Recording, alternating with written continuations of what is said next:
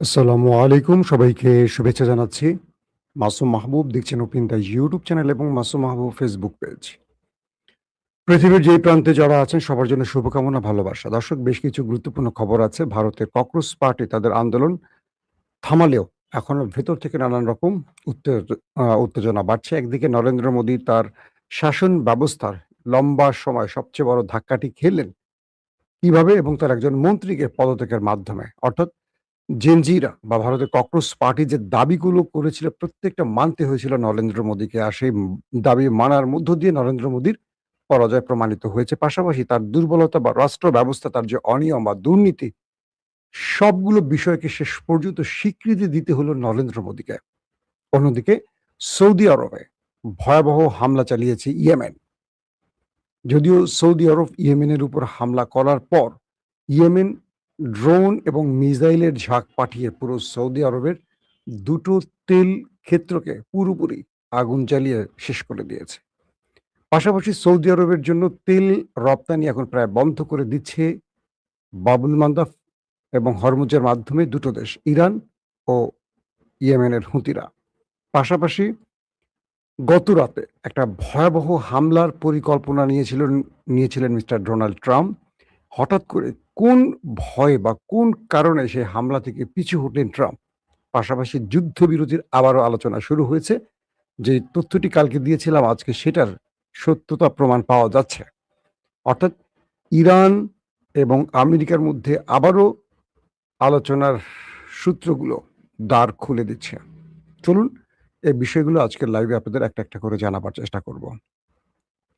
আজকে ভারতের তথ্য বেশি দিতে চাই না, কারণ ভারতের ককরোচ পার্টি শিক্ষামন্ত্রী ধর্মেন্দ্র প্রধানের পদত্যাগের মাধ্যমে তাদের আন্দোলনকে আপাতত স্টপ করেছে। তারা বলেছে যে আমরা বাকি যে শর্তগুলো দিয়েছি সেগুলোর দিকে লক্ষ্য রাখছি। যে সেগুলো নরেন্দ্র মোদী সরকার মানছে নাকি নাটক করছে আমাদের সাথে। যদি নাটক করে ফের আমরা রাস্তায় নামবো। পাশাপাশি রাষ্ট্রের ভেতরে যতগুলো অনিয়ম আছে সে অনিয়মগুলো দ্রুত দূর করতে হবে। নরেন্দ্র মোদী তার যতগুলো বিষয় তিনি ধরেছিলেন প্রত্যেকটা আন্দোলনের জন্য মানতে হয়েছে, কারণ তার কাছে ইন্টেলিজেন্স তথ্য ছিল সরকার পতনের আন্দোলন আসছিল শীঘ্রই। আর তাই শেখ হাসিনার কাছ থেকে শিক্ষা নিয়েছেন তিনি। ছাত্রদের বুকে কোনো গুলি চালাননি, টিয়ারশেল চালিয়েছেন, রাবার বুলেট দিয়েছেন, কিন্তু প্রকাশ্যে কোনো রাইফেল ব্যবহার করে মানুষ হত্যা বা স্টুডেন্ট হত্যায় তিনি নামেননি। কারণ তিনি বুঝতে পেরেছিলেন একজন ছাত্রের প্রাণ যদি আন্দোলনে চলে যায় সেক্ষেত্রে তাকে ক্ষমতা ছাড়তে হবে। ক্রমান্বয়ে দিল্লি শুধু নয়, পুরো ভারতের প্রদেশগুলো উত্তপ্ত হয়ে উঠছিল, আন্দোলনে মুখর হয়ে উঠছিল।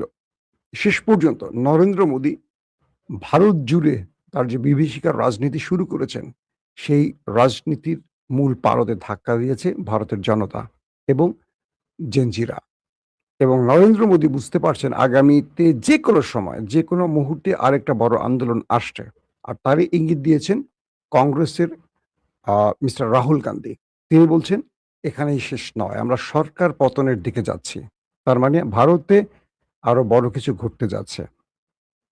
দর্শক, সৌদি আরবের আ কি বলে জিজান ইয়ানবু দুটো স্থানে আরামকো যে তেল ক্ষেত্র, এই দুটোতে ব্যাপক মিসাইল এবং ড্রোন অ্যাটাক চালিয়েছে ইয়েমেন। লোহিত সাগরে সৌদি আরবের দুটো জাহাজে প্রথম টার্গেট করে ইয়েমেন। ইয়েমেন মিসাইল ড্রোনের মাধ্যমে সৌদি আরবের দুটো জাহাজকে আগুন ধরিয়ে দেয়।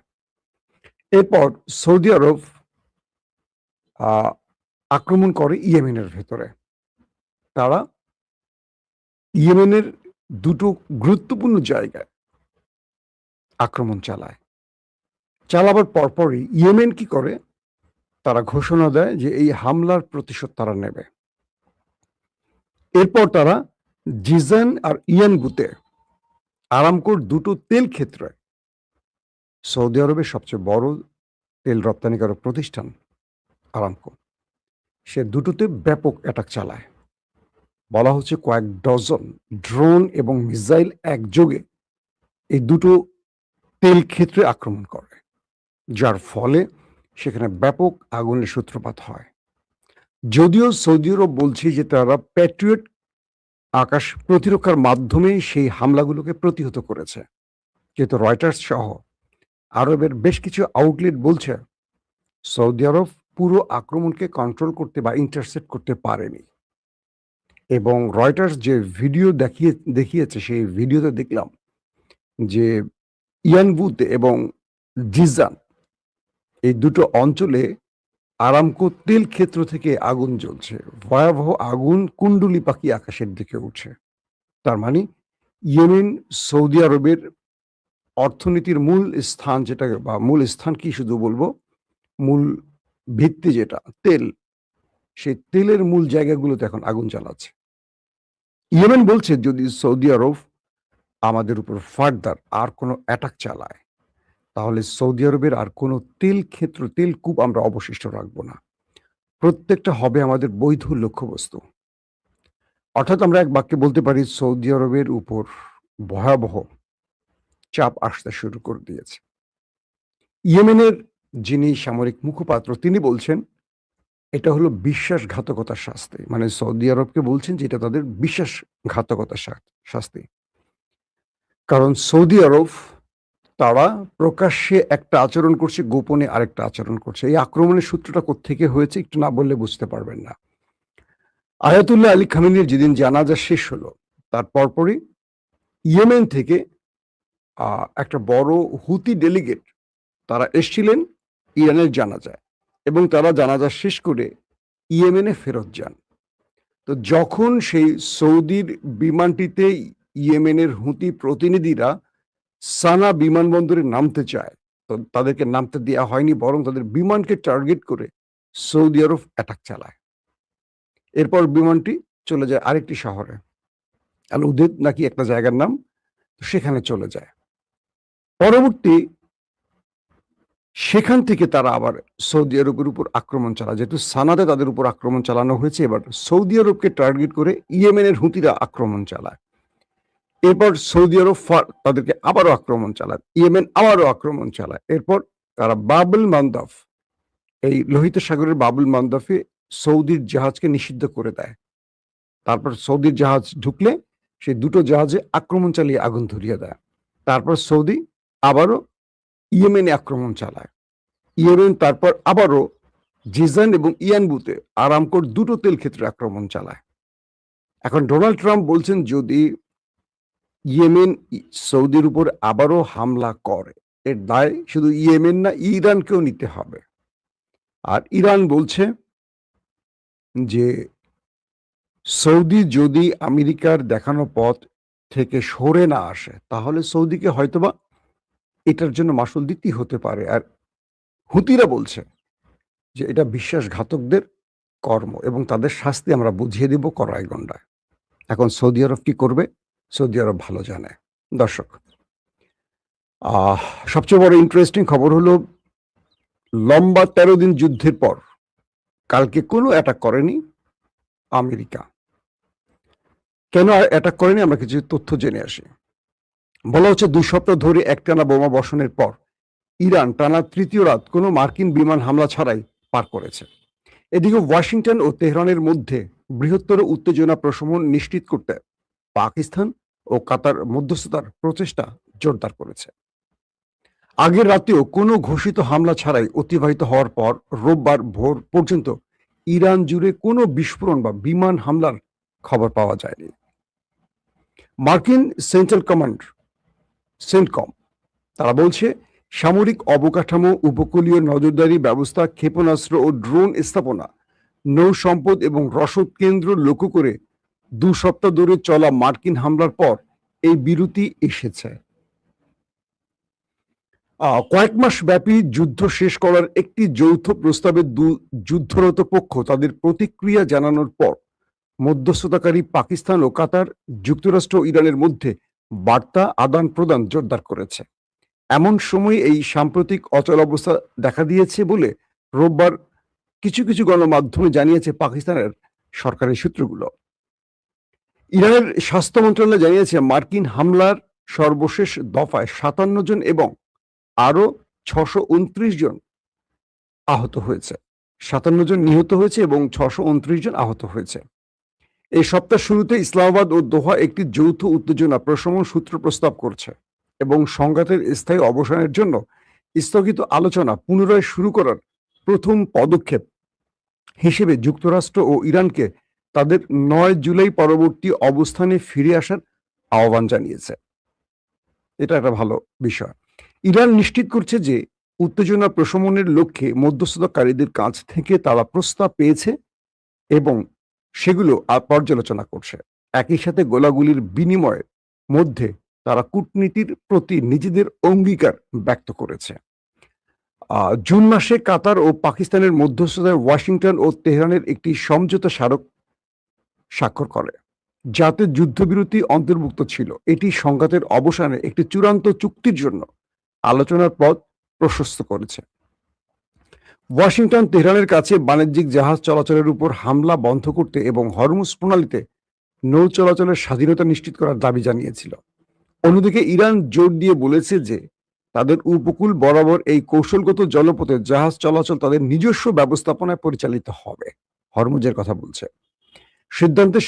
এই সিদ্ধান্তের সঙ্গে সংশ্লিষ্ট সূত্রের বরাত দিয়ে অ্যাক্সিওস জানিয়েছে শনিবার ট্রাম্প মার্কিন সামরিক বাহিনীকে ইরানের উপর নতুন হামলা না করার নির্দেশ দিয়েছে, যার ফলে প্রায় ২ সপ্তাহ ধরে চলা দৈনিক হামলার অবসান ঘটেছে। আমি একটু বুঝাই আপনাদেরকে। বিষয়টা হলো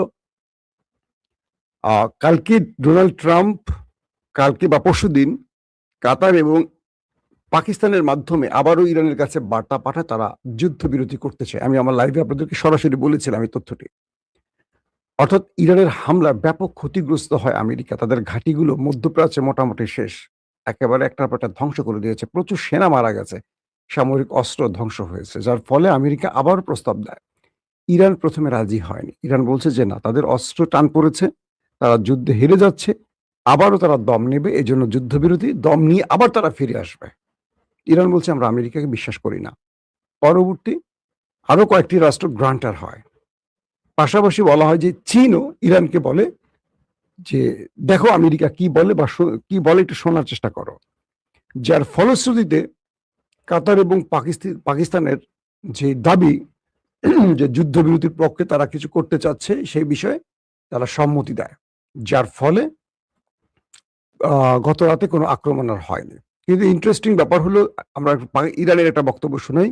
আইআরজিসির মুখপাত্র ব্রিগেডিয়ার জেনারেল হোসেন মোহেবি একটা বিবৃতি দিয়েছেন সাম্প্রতিক যুদ্ধে শত্রুপক্ষের কি কি ক্ষতি করেছেন সেই বিষয়টি আমরা একটু শুনি। ১৫ দিনের লড়াইয়ে ৮ জুলাই থেকে ২২ জুলাই পর্যন্ত এই ১৫ দিনের লড়াইয়ে ইরানি সশস্ত্র বাহিনী এই অঞ্চলে আমেরিকান ঘাঁটিগুলোতে অবস্থানরত ১১টি আমেরিকান যুদ্ধ বিমান ও হেলিকপ্টার ভূপাতিত করেছে। তিনি আরো বলেন, ইরানের হামলায় ১৭টি গোয়েন্দা ও আভিযানিক ড্রোন MQ-9 যেটা আমরা বলি ড্রোন, যার মধ্যে আটটি ছিল প্যাকেট খোলা ড্রোন, একদম নতুন এসছে প্যাকেট থেকে খোলা ড্রোন। এই ৮টি এমন ড্রোন ধ্বংস করেছে, আর বাকি ৯টি মোট ১৭টি ইরান ধ্বংস করেছে ড্রোন, শুধু ১৭টি ড্রোন। এবং হ্যাঙ্গারের ভিতর থাকা একটি F-15 যুদ্ধ বিমান ধ্বংস করেছে ইরান আমেরিকার। একটি P-8 বিমানও ধ্বংস করেছে, একটি C-17 পরিবহন বিমান এবং ৮টি জ্বালানি সরবরাহকারী বিমান ধ্বংস করা হয়েছে। অর্থাৎ মাত্র ১৫ দিনে আমেরিকার এই বিশাল ক্ষতি করেছে ইরান। তার পুরো ফিরিস্তি ইরান প্রকাশ করেছে এবার। দর্শক, আসলে কাল রাতে হয়েছিল কি, ডোনাল্ড ট্রাম্প ইরানে একটা বড় হামলার নির্দেশ দিয়েছিলেন। একটা ইন্টেলিজেন্স তথ্য আমি আপনাদের দিচ্ছি, এখনো কোনো গণমাধ্যমে আসেনি, হয়তো রাতে আসতে পারে বা একদিন পরে আসতে পারে। তো বলা হচ্ছে যে ইরানের উপর একটা বড় আক্রমণের নির্দেশ ছিল ডোনাল্ড ট্রাম্পের। তো মার্কিন চিফ অফ স্টাফ সেনাবাহিনীর মিস্টার ডেনকেইন, সেই ডেনকেইনকে এই নির্দেশনা দিলে তিনি সরাসরি ট্রাম্পের বিরুদ্ধে দাঁড়ান, বলেন মিস্টার প্রেসিডেন্ট এটা সম্ভব নয়। বলা হচ্ছে যে আপনি আলোচনার টেবিলে যেহেতু আছেন, আপনি আলোচনার দিকে একটু নজর রাখেন, কারণ আপনি বলেন আর না বলেন, মধ্যপ্রাচ্যে আমরা যে ক্ষতিগ্রস্ত হয়েছি, আমাদের যে পরিমাণ সেনা মারা গেছে, এখন ইরানকে আমরা আর যদি বড় আক্রমণে যাই তাহলে এটার যে রিব্যাক আসবে, যে পাল্টা জবাব আসবে, এটা আপনার কল্পনার চেয়ে বাইরে। মিস্টার ডেনকেন মিস্টার প্রেসিডেন্ট ট্রাম্পকে বারবারই বাধা দেন যে না, আপনি এই আক্রমণটা করবেন না।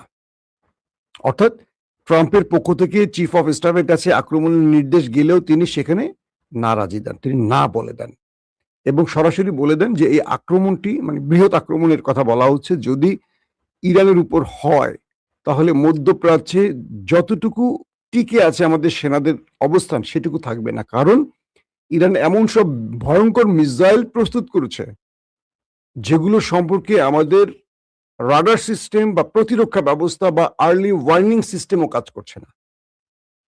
তাহলে এর জবাবে আমরা আমাদের এত সেনা হারিয়ে কি পাবো? কারণ ইরানকে আপনি যতগুলো আক্রমণ করেছেন একটা আক্রমণে তারা দমে যায়নি, আপনার আক্রমণে তারা পিছু হটেনি। এখন আপনি যদি এই অঞ্চলে আরো বড় বৃহৎ যুদ্ধ লাগিয়ে কোনো লাভবান হন তাহলে করেন, আর যদি লাভবান না হন তাহলে আপনি একটু সময় নেন, যেহেতু আলোচনার দরজাটা আপনি খুলছেন। একদিকে আপনি পাকিস্তান কাতারের মাধ্যমে আলোচনার দরজা খুলছেন, আরেকদিকে আপনি যুদ্ধের নির্দেশ দিচ্ছেন। এই বিষয়টি ট্রাম্পের এই নির্দেশনাকে এক প্রকার অমান্যই বলা যায়, যদিও ট্রাম্পকে শান্ত করেছে এই যুদ্ধ থেকে সরে আসতে। তার মানে আমরা একটা জিনিস বুঝতে পারলাম যে একদিকে তিনি আলোচনার টেবিল সাজাচ্ছেন, আরেকদিকে তিনি ২ নম্বরই করতেছেন। আর অন্যদিকে আজকের একটা লাস্ট ব্রেকিং খবর দেই। পশ্চিম তীরে ইসরায়েলের অভিযান এখন অব্যাহত। প্রধানমন্ত্রী নেতানিয়াহু আরো ব্যাপক পদক্ষেপ নেওয়ার হুমকি দিয়েছেন। প্রধানমন্ত্রী বেনিয়ামিন নেতানিয়াহু বলেছেন অধিকৃত পশ্চিম তীরে বসতি স্থাপনকারীদের হামলা ও সামরিক অভিযান অব্যাহত থাকায় ইসরায়েল আরো ব্যাপক পদক্ষেপ নিতে প্রস্তুত। ভোরে ইসরায়েলি সৈন্যরা অধিকৃত পশ্চিম তীরের শহর নাবলুসে অভিযান চালিয়ে একজন নারী ও সাবেক বন্দীসহ প্রায় ৪০ জন ফিলিস্তিনিকে আটক করেছে। ৪ জন ফিলিস্তিনি গ্রামবাসী ও ২ জন ইসরায়েলি নিহত হওয়ার ঘটনায় অধিকৃত অঞ্চল জুড়ে সেনা মোতায়েনের কয়েকদিন পরেই এই অনুপ্রবেশের ঘটনা ঘটল। কি একটা অবস্থা! ইসরায়েল এখন পশ্চিম তীরে ঢুকে তাদের বাড়িঘর দখল করা শুরু করছে। আবার যখন ফিলিস্তিনিরা ঘুরে দাঁড়াচ্ছে তখন তাদেরকে অভিযান চালিয়ে গ্রেফতার করছে। একটু জুলুমের শেষ পর্যায়ে আছে। দর্শক, আপাতত আজকের মতো বিদায় নিতে চাই।